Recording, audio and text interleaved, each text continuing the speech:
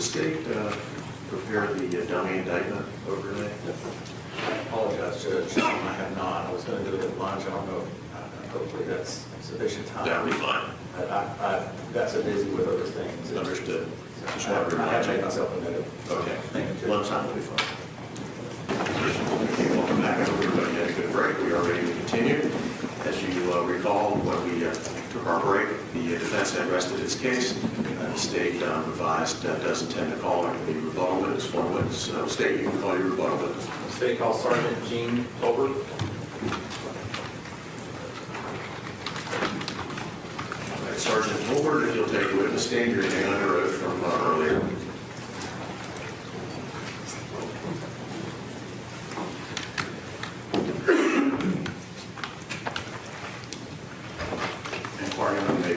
Thank you, Your Honor.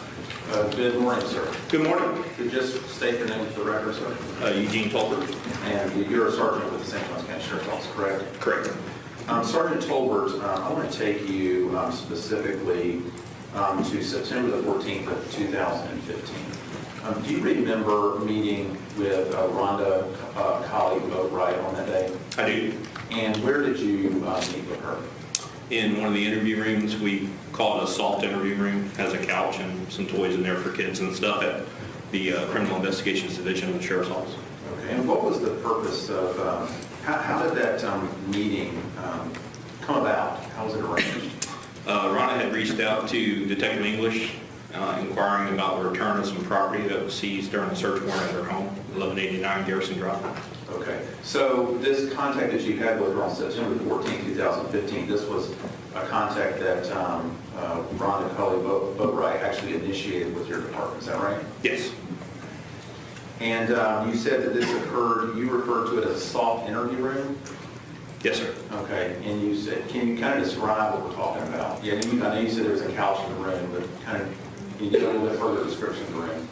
Yeah, we try to keep our interview rooms fairly sterile for, so we don't have a lot of distractions for suspects and things like that when we talk to them.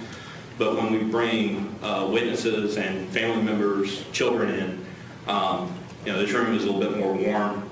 It's got some bright colors in it, some different furniture, some toys for kids, things like that. It's just a little, I guess, a little less offensive to some people.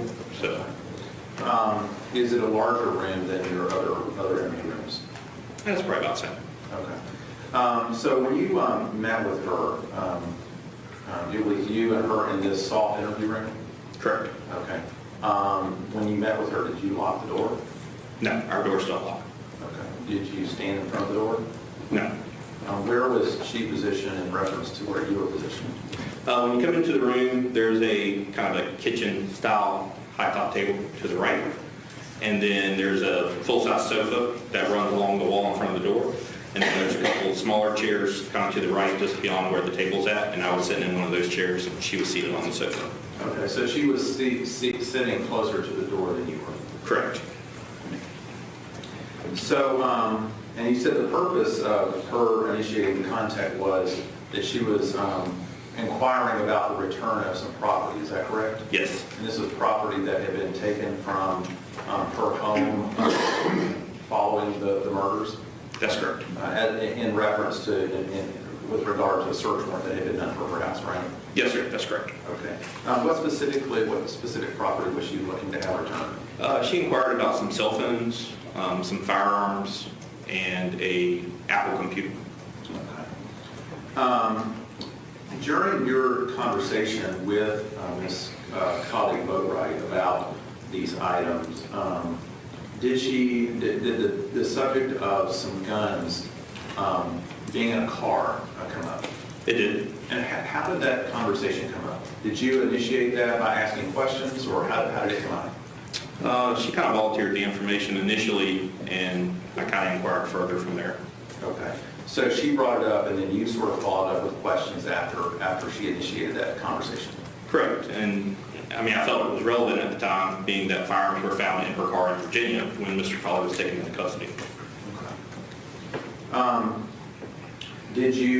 When you followed up with her, did you ask her about what kind of guns were in her car? I said, let me back up and ask you, what did she tell you in terms of guns being in her car? Your Honor, I'd object. Ms. Colley said she didn't remember, not that she did not make this statement. Overruled. What did she tell you about guns being in her car? She remembered 2 firearms being in her vehicle prior to her leaving to go to Europe. Okay. Did she tell you what type of firearms were in her vehicle? She said there were handguns. Okay. Did she tell you what caliber of handguns? She said she knew one of them was a 45, and she was pretty unsure on the other one, but she did mention possibility of a 380. Okay. And did at any point in time during this conversation, did she ever tell you, either tell you clearly or even maybe even in an uncertain way, whether or not there was a 9mm handgun in her car when she left for a trip to Italy? She did not say that, no. Now, you said that early on she told you that there were 2 guns that she had left in her vehicle. Did that ever change in the course of your conversation with her? Yeah, towards the end of the conversation, she kind of retracted a little bit and said that she thought maybe the 380 might have been put in her husband's truck at some point. Okay, and there may have only been 1 firearm in her vehicle? I don't recall she specifically said that, but that's what I got from it.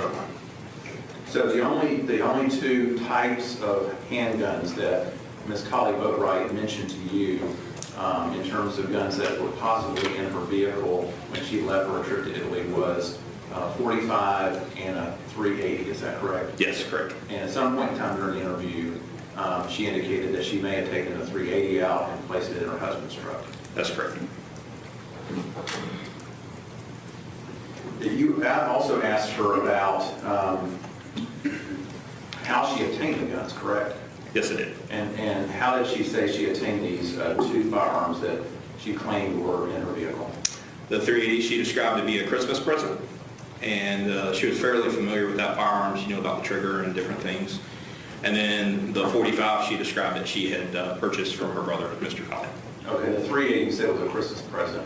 Did she say who was a Christmas present from? Memory serves me correctly, I believe she said her husband. Okay. And the other firearm, she said she bought from her brother? Correct. Specifically bought. She didn't say that she borrowed it from him? No, she said she purchased it. Did she tell you that she got a case with the gun that she got from the defendant? She did say she got a case with it. And could she tell you what that case looked like? She couldn't describe it in any detail. I asked her about colors and any kind of characteristics to it, and she wasn't able to describe it. Now, you also asked her about ammunition that was found in the defendant's bedroom at her house, correct? Yes, sir, I did. And was she able to give you any indication as to who that ammunition belonged to? No, she wasn't. She didn't claim that the ammunition belonged to her, did she? She did not. And she didn't claim that it belonged to her husband, did she? She did not.